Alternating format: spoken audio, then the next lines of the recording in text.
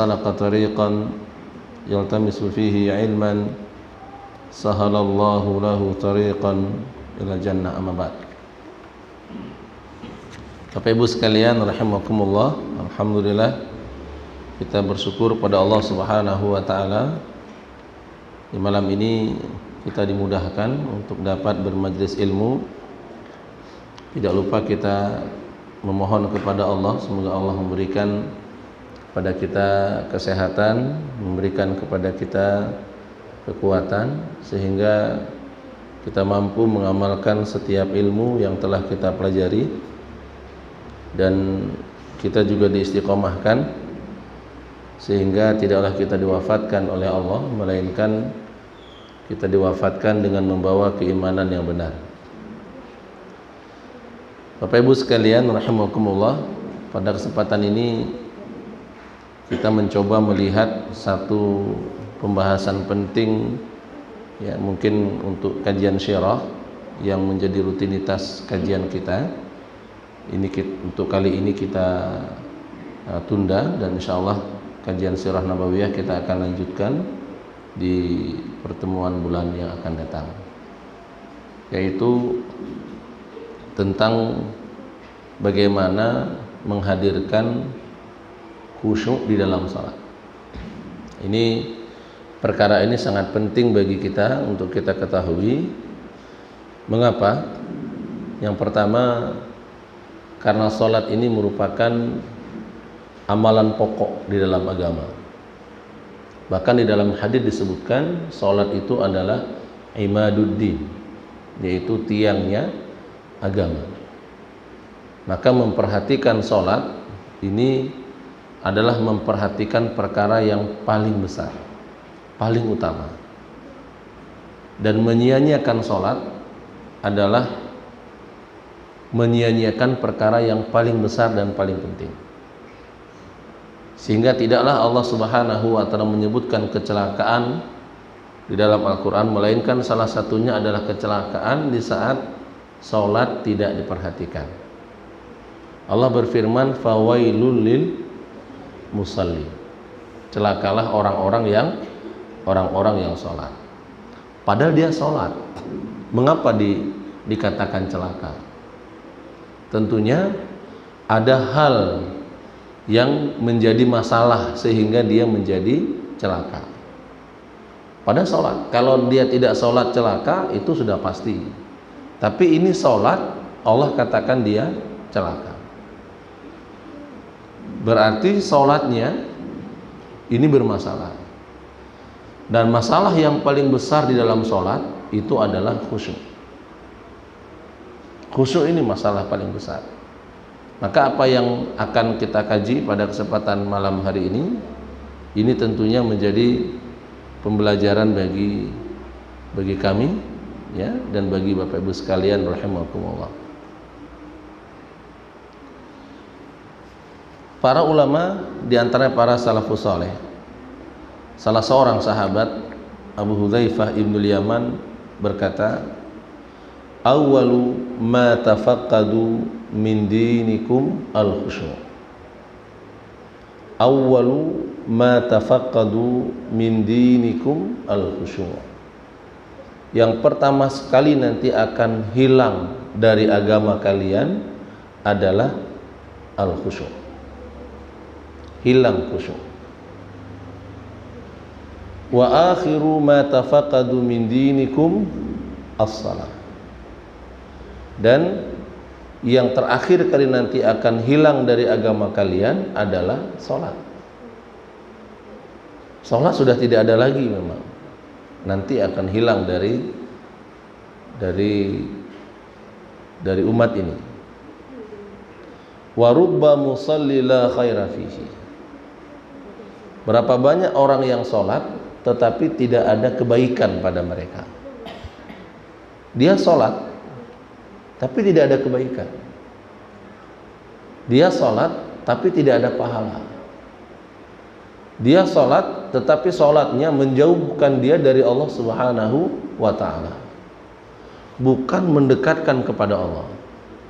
Seharusnya ketika kita sholat semakin bertambah dekat dengan Allah.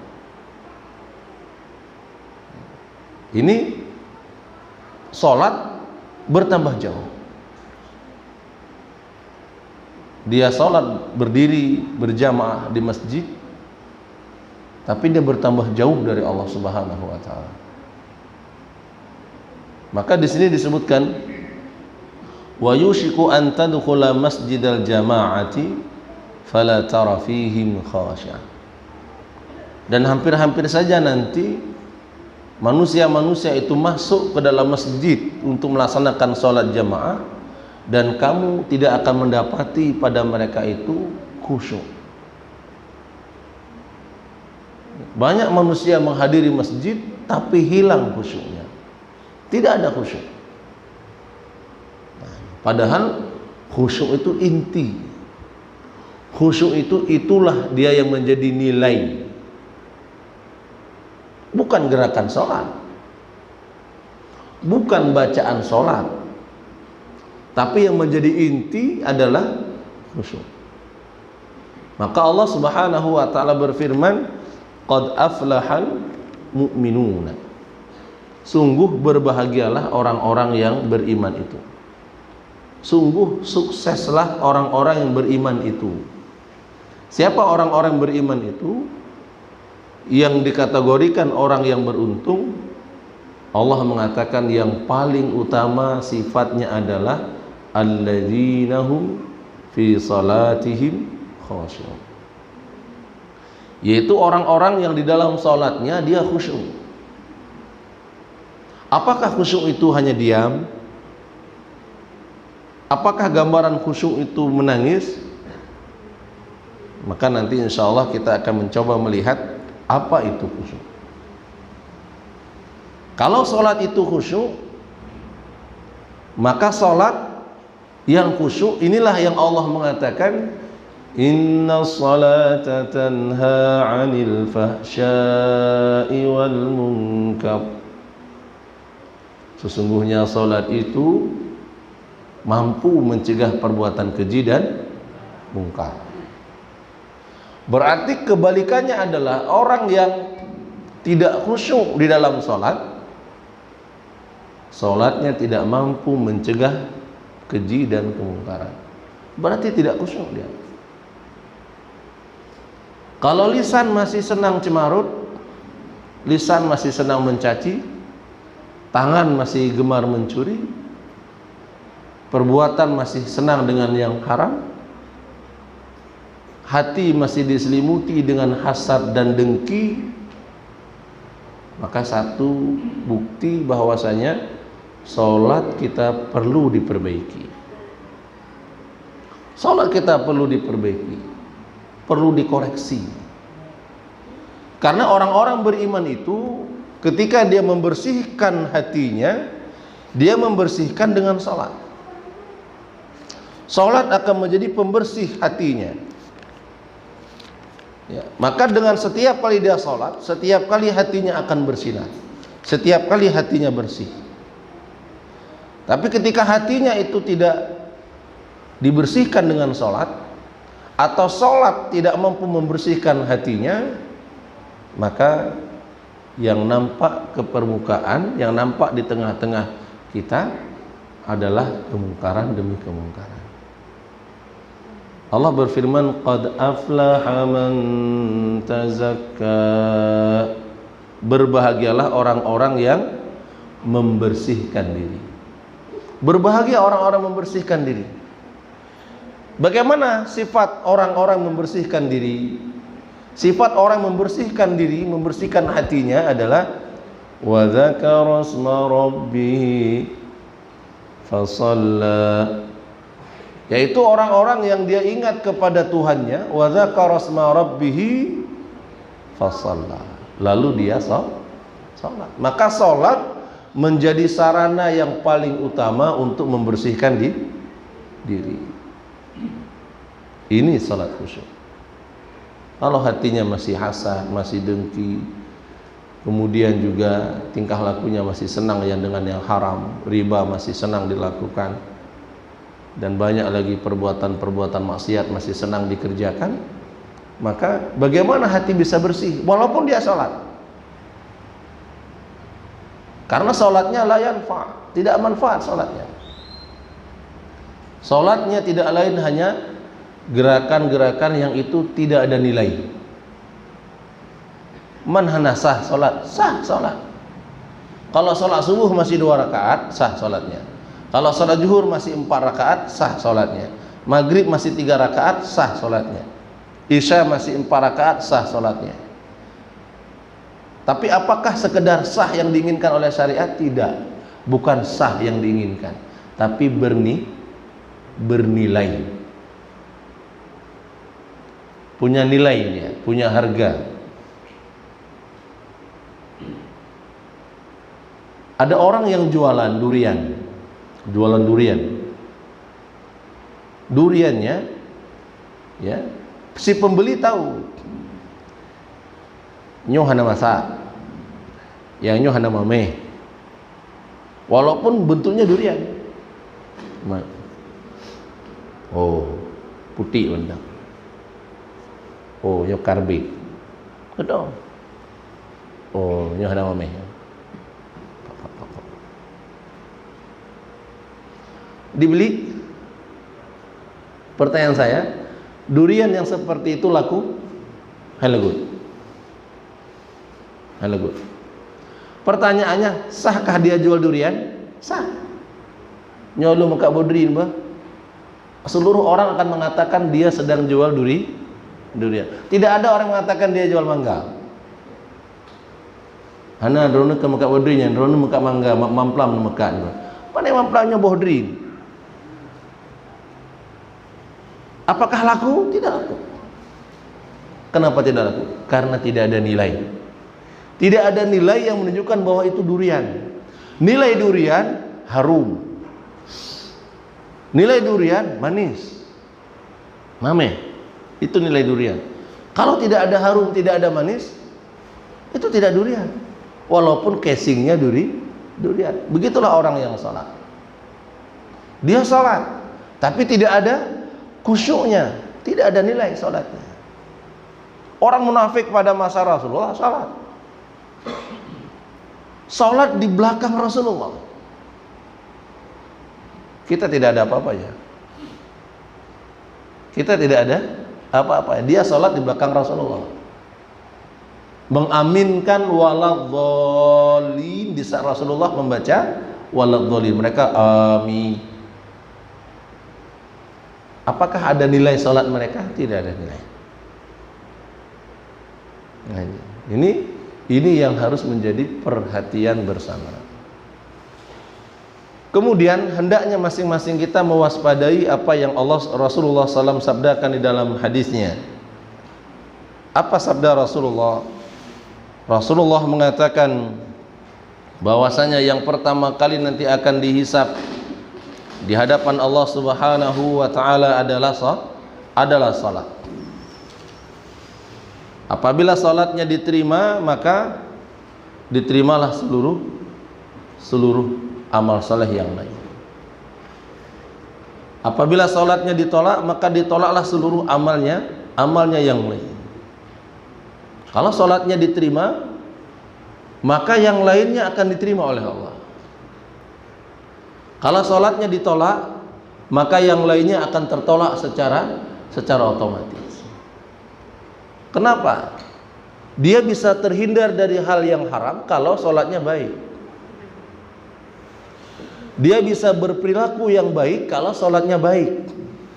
Sebagai seorang ayah, sebagai seorang suami, dia akan bertanggung jawab dengan anak istrinya kalau sholatnya baik. Dia sebagai seorang istri akan taat kepada suaminya kalau sholatnya baik. Dia seorang pemimpin akan amanah dengan kepemimpinannya kalau sholatnya baik. Dan banyak lagi contoh yang lain. Akan baik kalau sholatnya baik. Kalau sholatnya tidak baik, maka bukti nampak di hadapan seluruhnya tidak baik. Maka Rasul mengatakan ditolak seluruhnya. Sedekahnya juga ditolak. Kenapa? Sedekahnya penuh dengan riya. Sedekahnya tidak baik. Hajinya juga tidak baik. Bagaimana mau diterima haji sementara sholatnya buruk? Haji hanya sebagai topeng. Haji hanya sebagai gelar. Setelah pulang dari haji, ada tambahan H di depan namanya. Haji Ismail, insya Allah. Ada tambahan H di depannya. Udah, khalas, tidak ada yang lain. Maka hendaklah kita waspada ketika Rasul mengatakan kalau sholat diterima, diterima seluruhnya. Kalau sholat ditolak, maka tertolak seluruhnya. Berarti yang harus kita jaga apa? Sholat. Perhatikan sholat. Kemudian Rasulullah juga bersabda dalam hadisnya yang lain, dalam riwayat Imam Ahmad disebutkan, innal abda la yusalliya as-salata wa lam yuktab lahu illa nisfuha. Sesungguhnya seorang hamba dia salat, mengerjakan salat, tidak ditulis pahala bagi salatnya, melainkan hanya dapat setengah, meremput setengah dari pahala salat. Menyebutui solat, khusyuk solat, na nilai serta. Tapi kalau ni solatnya buruk, ada cacat, maka Rasul mengatakan ada orang yang solat ditulis pahalanya cuma dapat setengah, mengkeluh bagai merpok. Pada solat sama dia, imam yang sama, bacaan sama, zikir sama, seluruhnya sama, tapi dia dapat 50. Mengkeluh merpok. Kemudian au sulusuha, atau dia hanya mendapat sepertiga. Berapa sepertiga? Berarti cuma 30-an.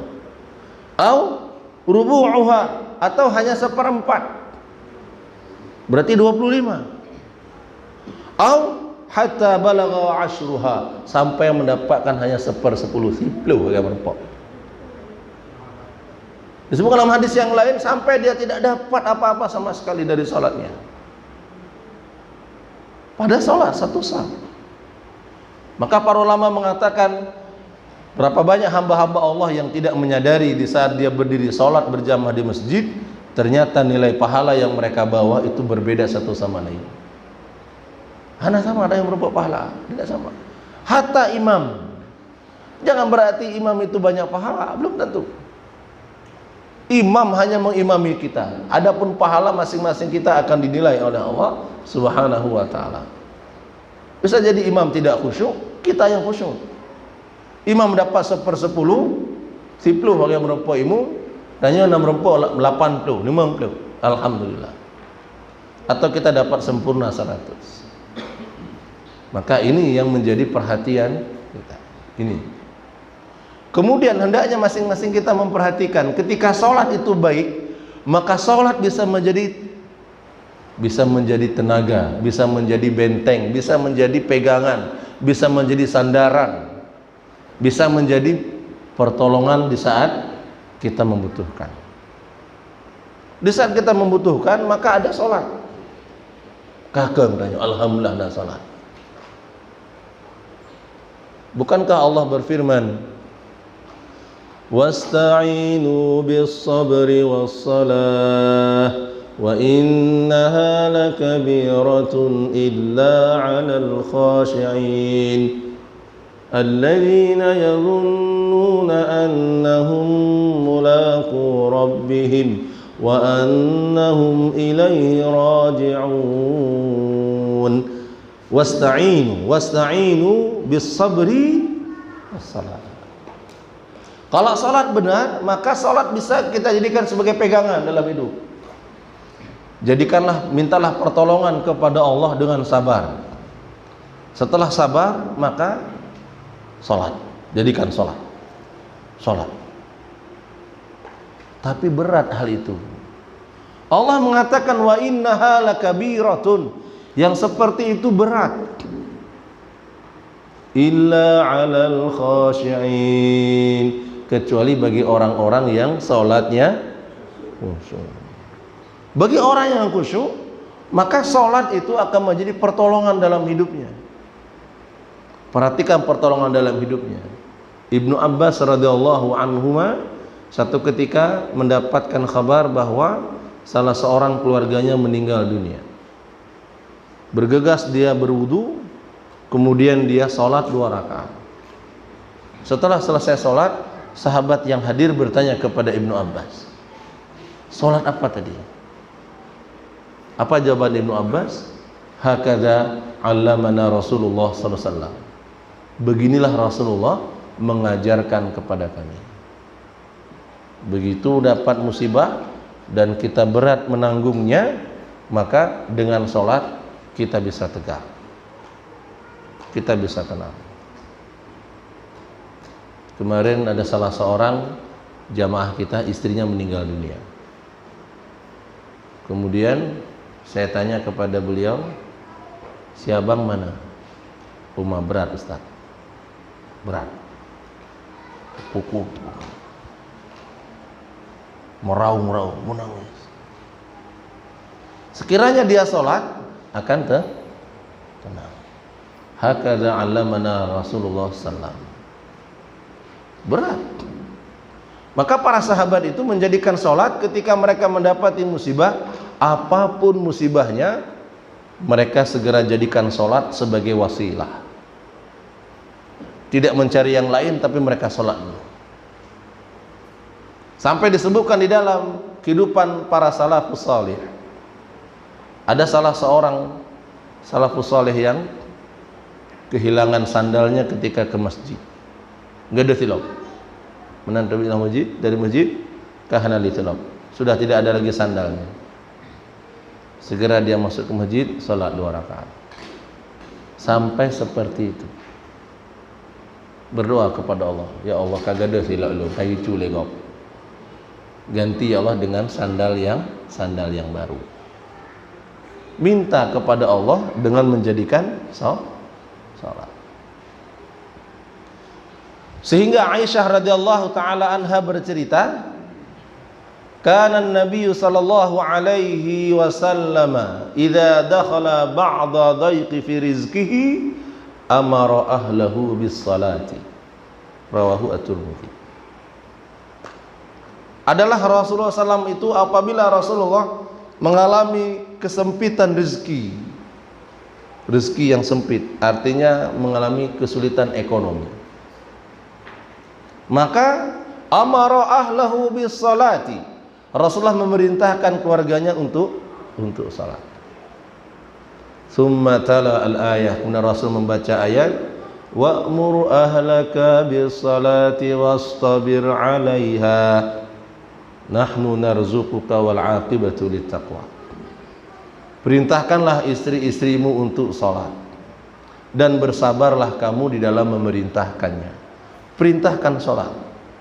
Kemudian nahnu narzuquka, kami akan memberikan rezeki kepadamu. Kami akan memberikan rezeki kepadamu sebagai balasan bagi orang-orang yang bertakwa.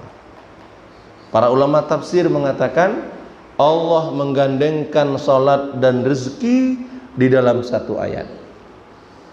Maknanya adalah kalau salat itu benar, salat itu khusyuk, maka salat akan mendatangkan rezeki. Kenapa hari ini kita lu kalau salat duha, salat tahajud manteng susah. Salat anak betul. Salatnya tidak benar. Bagaimana mau datang rezeki kalau dia minta kepada Allah tidak benar? Ucapannya tidak benar. Dia tidak mau belajar bacaan-bacaannya. Maka Rasulullah memperhatikan kali para sahabat agar mereka memperhatikan setiap bacaan-bacaan di dalam salat. Agar jangan sampai ketika dia memohon kepada Allah, ternyata dia mencela dirinya karena salah baca. Nah, ini hati-hati. Contoh yang ringan saja. Ketika kita tidak mau belajar, bagaimana mau khusyuk kalau dalam salat salah baca? Bismillahirrahmanirrahim.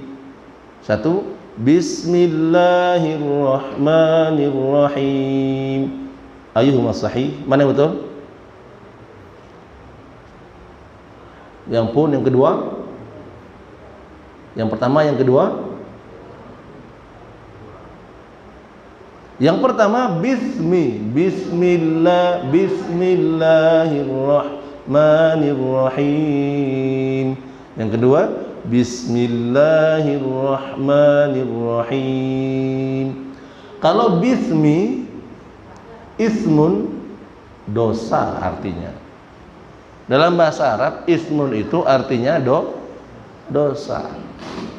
Berarti kita baca dengan dosa Allah yang maha pengasih lagi maha penyayang. Bagaimana bisa khusyuk? Ihdinas siratal mustaqim. Ihdinas siratal mustaqim. Satu. Yang kedua, ihdinas siratal mustaqim. Pertama sirata. Sirata itu artinya bing. Arti bing, kepiting. Bagaimana kita bisa khusyuk di dalam sholat kalau yang kita minta bukan jalan yang lurus, yang kita minta bing, yang kita minta kepiting. Sirata itu artinya kepiting, pakai sin, ya. Maka salah baca, salah arti, hilang khusyuk. Maka lantas bagaimana kita bisa khusyuk? Maka disitulah dia membutuhkan mujahadah. Disitulah dia membutuhkan kesungguhan. Itu tadi fadilah-fadilahnya salat. Kalau salatnya benar, maka tercegah keji dan mungkar. Kalau salatnya benar, diterima seluruh amalan. Kalau salatnya benar, maka akan mendatangkan rezeki. Kalau salatnya benar, kana lahu nurun wa burhanun yaumal qiyamah wa najatun minan nar. Rasul mengatakan kalau salatnya benar, salat menjadi cahaya, salat menjadi burhan, salat menjadi penyelamat dirinya nanti di akhirat dari api neraka. Kalau salatnya benar. Nah, ini dia. Lantas pertanyaannya, bagaimana kita bisa khusyuk di dalam salat? Gimana cara tanya bisa khusyuk di dalam salat? Kita perhatikan sebelum kita melihat bagaimana kita bisa khusyuk di dalam salat.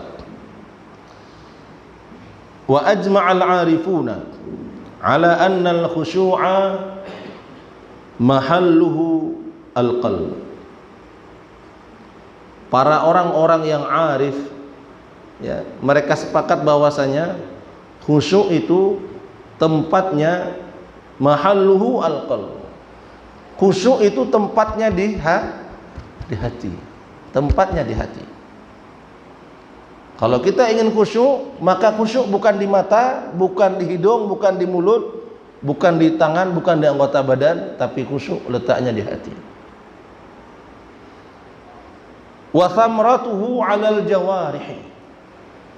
Dan buah daripada khusyuk itu di seluruh anggota tubuhnya. Itu buah daripada khusyuk. Wa hiya tudhiruhu, dan dia akan menampakkan khusyuk itu. Nampak. Maka orang yang khusyuk ketika hatinya terbakar dengan khusyuk kepada Allah, ada rasa takut kepada Allah Subhanahu wa taala, maka air matanya akan mengalir dengan sendirinya tanpa perlu dipaksakan. Air matanya akan mengalir, air matanya akan menangis kepada Allah Subhanahu wa taala karena hatinya khusyuk. Hatinya terbakar dengan rasa takut kepada Allah Subhanahu wa taala. Tapi kalau hatinya kosong daripada khusyuk kepada Allah Subhanahu wa taala, maka dia tidak akan bertambah khusyuknya, hilang khusyuknya. Perhatikan apa kata Allah dalam surat Al-Isra, ya. Dalam surah Isra disebutkan di ayat 107, 108, 109. Qul aminu bihi aw la tu'minu. Katakanlah, berimanlah kalian dengannya atau kalian tidak beriman. Innal ladzina utul ilma min qablihi idza yutla alaihim.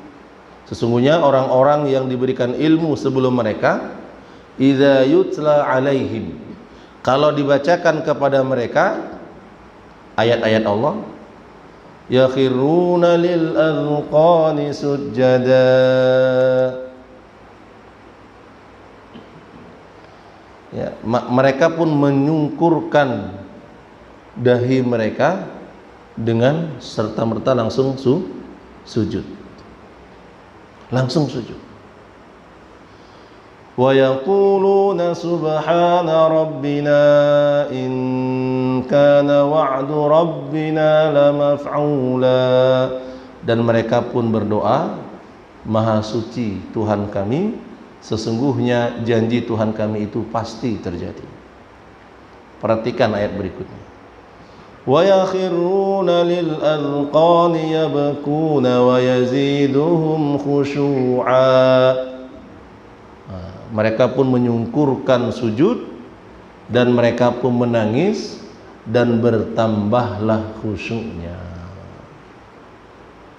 Jadi air mata itu buah daripada khusyuk, bukan kita paksa, bukan air mata kepura-puraan. Dalam bahasa anak muda sering disebut dengan air mata buaya. Padahal buaya tidak pernah kita lihat dia punya air mata. Tapi begitulah.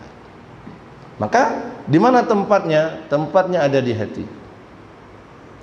Maka kita perhatikan Rasulullah SAW disebutkan di dalam satu hadis, wa ra'a an-nabiy sallallahu alaihi wasallam rajulan ya'bathu bi lihiyatihi fi sholati. Dan Nabi SAW telah melihat ada seseorang yang dia salat, dia mempermain-mainkan jenggotnya tengah salat.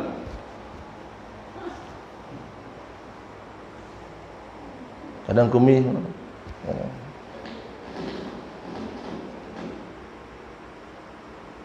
Itu dia sedang salat. Hati-hati. Faqala, maka Nabi pun berkata, lau khashi'a qalbu hadha la khashi'at jawarihuhu. Sekiranya hatinya dia khusyuk, maka anggota yang lain juga akan khusyuk. Kalau hatinya khusyuk, mungkin mana-mana. Kalau gatal cukup sekali saja. Ya, atau tidak perlu, ini kan tidak ada manfaatnya. Maka Rasul mengatakan kalau hatinya khusyuk, maka anggota tubuhnya juga khusyuk. Maka tempatnya dia di hati. Maka Rasul mengatakan at-taqwa hahuna. At-taqwa hahuna. Takwa itu di sini dia. Rasa takut, rasa khusyuk itu di sini. Kemudian juga disebutkan oleh Abu Hudzaifah Ibnul Yaman, iyyakum wa khusyu'un nifaqi. Waspadailah oleh kalian khusyuknya orang-orang munafik. Khusyuknya orang-orang munafik. Faqila lahu wa ma khusyu'un nifaqi. Maka ditanyakan kepada Abu Hudzaifah, apa itu khusyuknya orang-orang munafik? Qala antaral jasada khashi'an wal qalbu laisa bi khashi'in. Kamu lihat badannya seolah-olah khusyuk, tapi hatinya tidak khusyuk. Badannya khusyuk, tapi hatinya tidak khusyuk. Maka khusyuk di dalam salat itu akan melahirkan nilai-nilai setelah salat. Maka seperti tadi kita sebutkan, kalau dia hatinya di dalam salat itu terikat dengan Allah Subhanahu wa taala, terikat dia dengan Allah, maka setelah salat ikatan itu tidak akan dia putuskan. ikatan itu tidak akan dia lepaskan. Dia tidak akan menjadi seperti wala takunu kallati naqadat ghazlaha min ba'di quwwatin ankatha. Dia tidak akan menjadi seperti seorang wanita yang memintal benang, setelah terpintal rapi, tersusun rapi, dia urai lagi. Dia tidak akan seperti menjadi itu. Setelah khusyuk di dalam sholat, menangis dia di dalam sholat, bertobat dia kepada Allah di dalam sholat, setelah selesai sholat, maksiat dikerjakan lagi. Itu seperti orang sudah dia sulam benangnya, ya, kemudian sudah rapi menjadi kain, dia urai lagi. Nanti tiba waktu zuhur, sulam lagi dia, khusyuk lagi. Setelah itu dia urai lagi. Waliyadzubillah. Nah, ini gambaran. Maka kalau dia terikat, maka tempatnya dia di dalam hati. Berbeda dengan orang-orang munafik. Orang munafik hatinya nampak khusyuk, jasadnya nampak khusyuk dia, tapi hatinya tidak khusyuk, tidak terikat dia dengan Allah. Maka nampak gambarannya, dia akan membatalkan perjanjian dengan Allah. Alladzina yanquduna ahdallahi min ba'di mitsaqihi wa yaqta'una ma amara Allahu bihi ayyusala wa yufsiduna fil ardh ulaika humul khasirun. Dia batalkan perjanjian dengan Allah. Padahal di dalam salat dia sudah berjanji dalam salat. Bagaimana kita berjanji dalam salat? Kalau yang baca doa iftitah, Allahumma inna salati wa nusuki wa mahyaya wa mamati lillahi rabbil alamin. Iyyaka na'budu wa iyyaka nasta'in. Ihdinas siratal mustaqim. Kemudian berjanji minta kepada Rabbi ghfirli warhamni, minta disayangi, minta dijauhkan, minta diampuni. Tapi dia batalkan apa yang dia minta kepada Allah. Maka ini menjadi nasihat kita bersama. Lastu min khairikum, bukanlah kami yang terbaik di hadapan Bapak Ibu sekalian rahimakumullah. Nah ini, maka bagaimana cara khusyuk? Tadi kita sudah sebutkan tempatnya di hati. Ada beberapa qiyat khusyuk yang langsung Rasulullah ajarkan kepada kita. Langsung Rasul ajarkan kepada kita. Ya. Satu ketika masuk seseorang untuk salat. Kemudian orang ini pun salat. Rasulullah sedang duduk-duduk bersama sahabat yang lain. Rasul memperhatikan laki-laki ini salat. Diperhatikan oleh Rasulullah. Diperhatikan dia salat. Setelah selesai salat, laki-laki ini bangun dari salatnya, kemudian mendatangi Rasulullah dan mengucapkan salam kepada Rasulullah. Assalamualaikum ya Rasulullah. Waalaikumsalam. Rasul menjawab salamnya, tapi Rasul mengatakan irji' fasalli fa innaka lam tusalli. Pulang lagi, ulang lagi. Kamu tadi belum salat. Maka laki-laki ini mengulang lagi salatnya. Lagi salam kepada. Seperti tadi dia salat, seperti itu dia ulangi. Datang lagi kepada Rasulullah, mengucapkan salam, Rasul jawab lagi salamnya. Rasul katakan irji' fasalli fa innaka lam tusalli. Pulang lagi, ulang lagi, salat. Kamu tadi belum salat. Sampai ketiga kali, sehingga sahabat ini pun bertanya kepada ya Rasulullah, aku tidak tahu melainkan yang tadi aku kerjakan. Alimni, ajarkan aku ya Rasulullah. Maka perhatikan bagaimana Rasulullah mengajarkan kita agar khusyuk dalam salat. Ya. Yang pertama Rasul mengatakan, idza qumta ila salati, jika kamu berdiri untuk salat, ya, maka Rasul mengatakan fasbaghil wudu'a, sempurnakan wudu. Wudu menjadi penentu, karena Rasul mengatakan miftahus shalah at-tahur. Miftahus shalah at-tahur, pembuka salat adalah bersuci. Di dalamnya ada berwudu, di dalamnya ada tayamum. Ya, di dalamnya ada tayamum, ada berwudu, ada tayamum, ada juga iktisal atau mandi janabah. Itu termasuk bersuci. Maka sebagian para ulama mengatakan setelah mandi janabah kita tidak perlu wudu lagi, langsung sholat. Nah, maka fasbagil wudu'a, perbagus wudumu, wudunya diperbagus. Di antara cara memperbagus wudu adalah ada mutabdziril miyahi, tidak boros dalam menggunakan air. Kenapa? Kalau boros menggunakan air, bukankah Rasul Allah berfirman, innal mubadzirina kanu ikhwana syayatin.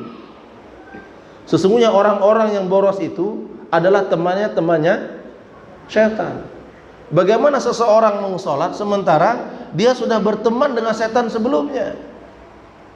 Di berwudu dia sudah berteman dengan setan. Waduh, apa? Ini buka terusnya. Kibang. Ini buka terusnya. Baru dia berwudu. Air terbuang sia-sia. Bahkan Rasul mengatakan, hatta kalian berada di pinggir sungai tidak boleh bersikap boros sampai berada di pinggir sungai kita. Maka Rasulullah menganjurkan, Rasul mempraktekkan wudu itu dengan satu mud, dengan menggunakan mud atau gayung itu, mud. Saya sering mempraktekkan kepada jamaah-jamaah umrah itu berwudu dengan satu gelas aqua gelas itu, agar tidak boros dalam menggunakan ini. Kemudian perbagus wudu juga, perhatikan anggota-anggota yang harus dibasuh ketika berwudu. Dalam hadis, misalkan hadis ini dhaif, disebutkan oleh para ulama, rahimallahu al-mutakhalliluna fil miyahi wal mutakhalliluna fit ta'ami, atau kama qala Nabi sallallahu alaihi wasallam. Semoga Allah Subhanahu wa taala merahmati orang-orang yang menyela-nyelai di dalam wudunya, fil wudu'i, bukan fi salati, fil wudu'i wal mutakhalliluna fit ta'ami. Dia menyela-nyelai ketika dia berwudu dan menyela-nyelai ketika dia makan. Menyela-nyelai itu misalnya ketika dia membasuh wajah, nah, di sini ada jenggot, maka dia sela-selai. Tidak cukup hanya begini, tapi ini harus disela-selai. Itu termasuk menyempurnakan wudu. Tangan juga disela-selai. Kemudian kaki juga disela-selai. Kemudian perhatikan, Rasulullah mengatakan wailul lil aqabi minan nar. Wailul lil aqabi minan nar. Celakalah tumit mata kaki yang tidak tersentuh oleh air wudu. Celaka. Maka perhatikan jangan sampai mata kaki ini tidak tersentuh air wudu. Perhatikan juga Rasul mengatakan, Allah Subhanahu wa taala berfirman, ya ayyuhalladzina amanu idza qumtum ila salati faghsilu wujuhakum, cuci tangan. Wa aydiyakum ilal marafiq, cuci tangan sampai siku. Wamsahu bi ru'usikum, masaha itu mengusap, bukan mencuci. Bukan seperti ini. Bukan. Maka dia mengusap. Maka dalam mazhab Syafi'i 3 helai rambut saja sudah terkena, itu sudah sah, sudah terkategori mengusap. Nah, jadi kalau kita mau seperti ini sah. Ataupun kita mau mengusapnya, maka ambil sedikit, ya, sedikit aja, kemudian usapkan. Bukan banyak begini kok, bukan begitu. Kemana? Itu namanya mencuci. Apalagi sampai kerak. Ya, biar basah semua. Lanjut, bukan mencuci, tapi mengusap. Seperti itu. Nah, kemudian itu berwudu, fasbagil wudu'a, sempurnakan wudu. Kemudian yang kedua, tsumastaqbalil qiblata, kemudian kamu menghadap kiblat. Menghadap kiblat ini seluruhnya menghadap kiblat. Tidak boleh hanya sebahagian menghadap kiblat. Ketika kita menghadap kiblat, inni wajjahtu wajhiyya, aku hadapkan wajahku. Seluruhnya harus menghadap kiblat. Tidak boleh wajah menghadap kiblat, kaki ternyata ke Somalia. Kaki kanan ke Somalia, kaki kiri ke Amerika. Itu tidak menghadap kiblat. Menghadap kiblat, semuanya menghadap kiblat. Ini kesalahan kita. Bagaimana kita bisa khusyuk sementara sholat tidak menghadap kiblat? Ustaz, Allah kan bisa lihat kalaupun kita menghadap kiblat. Iya, Allah bisa lihat. Tapi perintah Allah kita harus menghadap kiblat.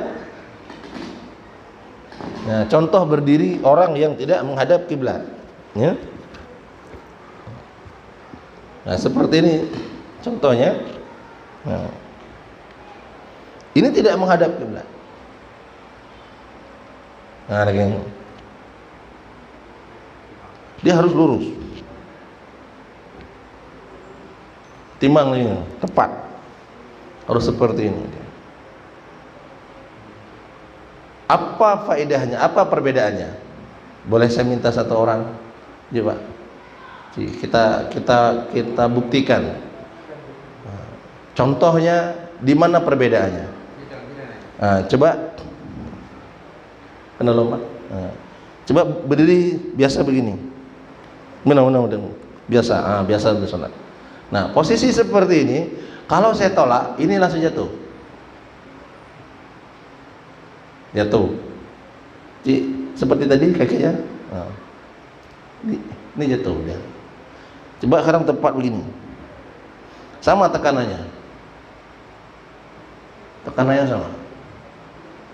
Maka Rasul mengatakan al-mu'minul qawiyyu khairun wa ahabbu ila Allah minal mu'mini ad-dha'if. Mukmin yang kuat itu lebih dicintai oleh Allah, lebih baik daripada mukmin yang lemah. Goyang. Tapi kalau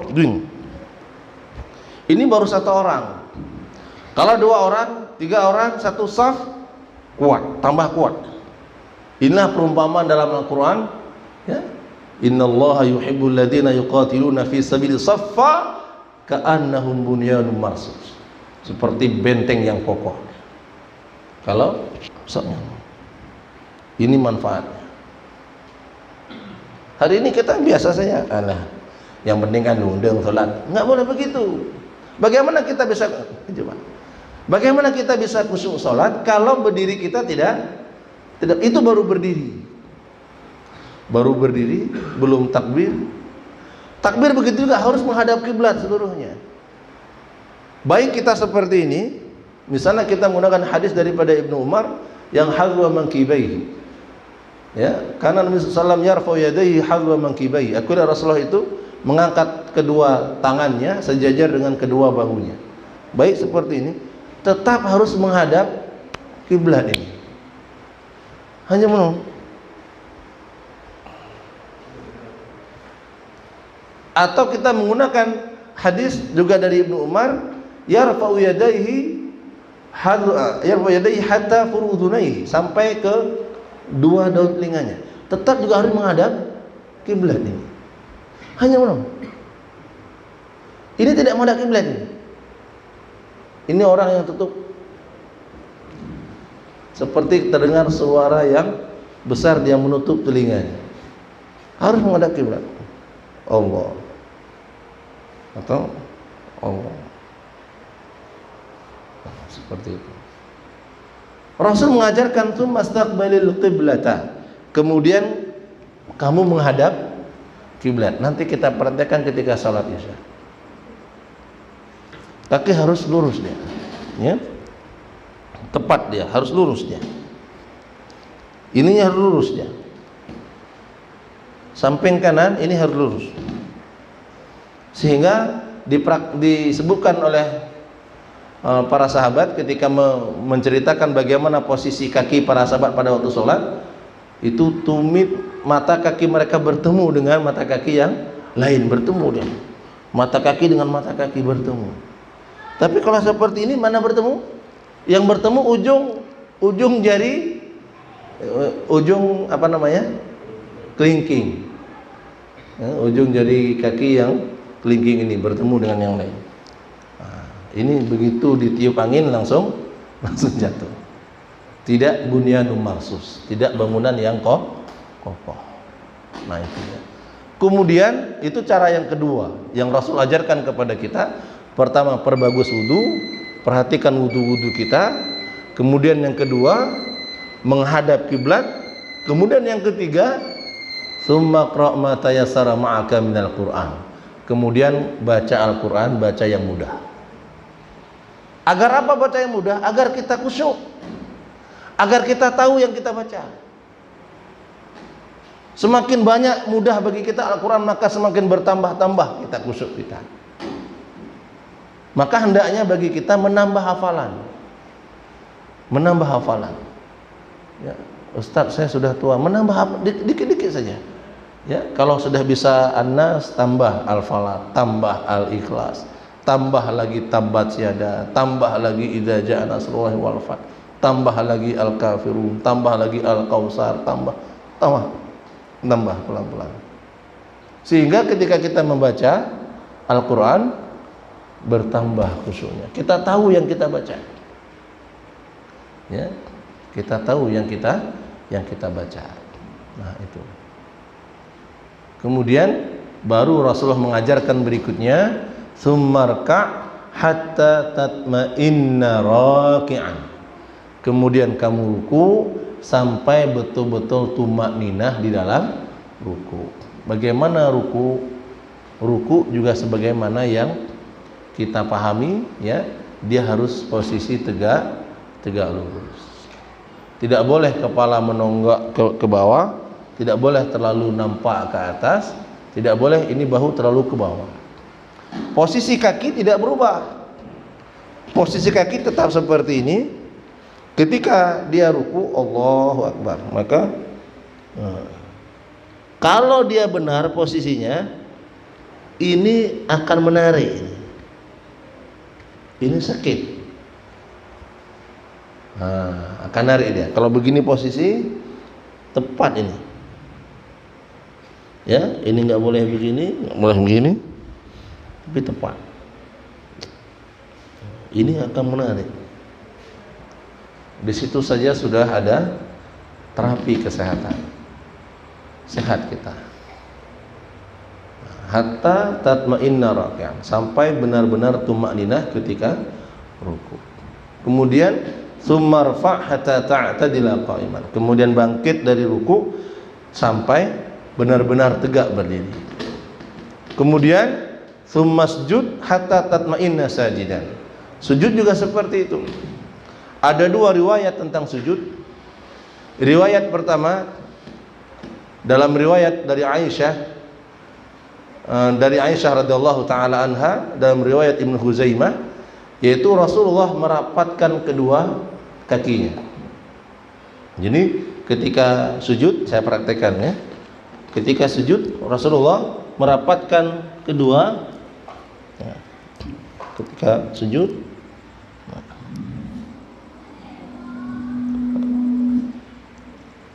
Ketika ini dirapatkan, posisi kaki itu juga tegak, menghadap kiblat.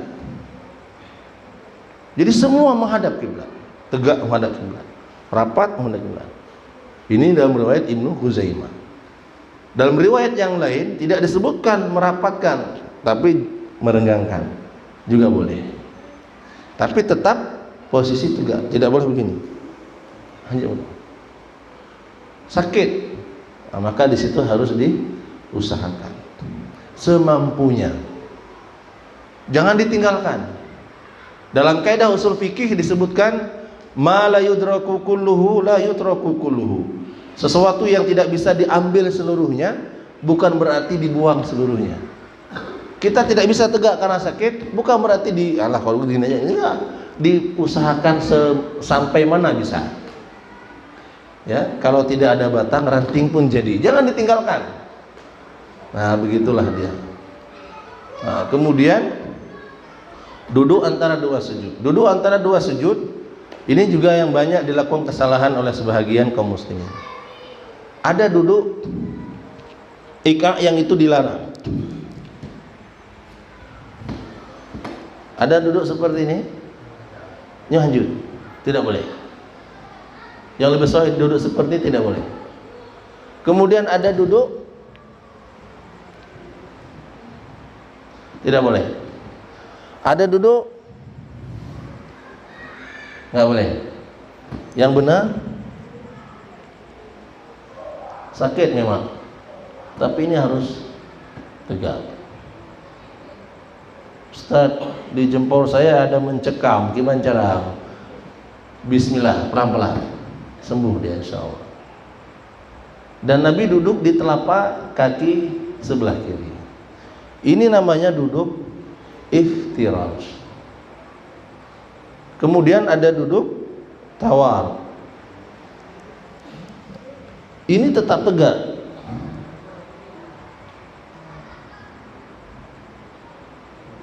Kebiasaan kita, nyambung. Nah, ini kebiasaan kita nih. Kenapa begini? Satu aja cuman yang tegak. Dia ini harus tegak semua. Ya. Nah, kemudian Rasul mengatakan, "Tsumma fa'al dzalika fi salatika kullaha." Kemudian lakukan seluruhnya di setiap salat kamu. Insya Allah khusyuk.